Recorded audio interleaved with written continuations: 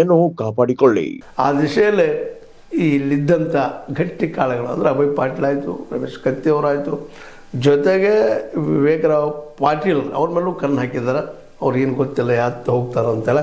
ಒಟ್ಟಾರೆ BL ಸಂತೋಷ್ ಈ ವಾರದಲ್ಲಿ ತಿರುಗಾಡೋದನ್ನು ನೋಡಿದಾಗ ಸಹಜವಾಗಿ ಬೆಳಗಾವಿಯನ್ನು ತಮ್ಮ ಹಿಡಿತಕ್ಕೆ ತಗೋಬೇಕು ಅನ್ನುವಂಥದ್ದು. ಮತ್ತು ಅಭಯ್ ಪಾಟೀಲರು ಏನು ಸಾಮಾನ್ಯರಲ್ಲ, ಒಳ್ಳೆಯ ಸಂಘಟಕರು ಅಂತೇಳಿ ಮಾತು ಕೇಳಿ ಬರ್ತಾ ಇದ್ದಾವೆ.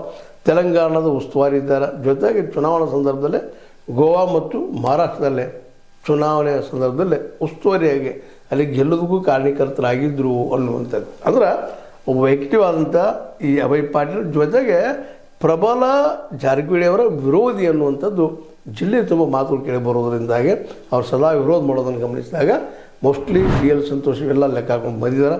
ಅದರ ಪ್ರತಿಫಲ ಇವತ್ತು ನಾವು ಕೈಲಿ ಕಾಣ್ತದ. ಮೋಸ್ಟ್ಲಿ ರಮೇಶ್ ಕತ್ತಿ ಮತ್ತು ಜೊತೆಗೆ ಅಭಯ್ ಪಾಟೀಲ್, ಅವ್ರ ಜೊತೆಗೆ ವಿವೇಕರಾವ್ ಪಾಟೀಲ್, ಜೊತೆಗೆ ರಾಜೇಂದ್ರ ಸಣ್ಣಕ್ಕಿ ಮತ್ತು ಈಗಾಗಲೇ ತಮ್ಮ ಒಳ್ಳೆಯ ಹೆಸರನ್ನು ಒಳ್ಳೆಯ ನಡತೆಯಿಂದ ಮಾಡ್ಕೊಂಡಂಥ ನಮ್ಮ ಈ ಒಂದು ಕಡಾಡಿ, ವಿಶೇಷವಾಗಿ ಅದು ನಮ್ಮ ರಾಜ್ಯಸಭಾ ಸದಸ್ಯ ಹಿರಣ್ಣ ಕಡಾಡಿ, ಇವರೆಲ್ಲ ಸಂಘಟನೆ ಇನ್ನೊಂದು ರೂಪಕ್ಕೆ ಇನ್ನೊಂದು ಮೊದಲಿಗೆ ಒಯ್ಯಬಹುದೇನೋ. ಒಟ್ಟಾರೆಯಾಗಿ ಜಾರಕಿಹೊಳಿಯವರ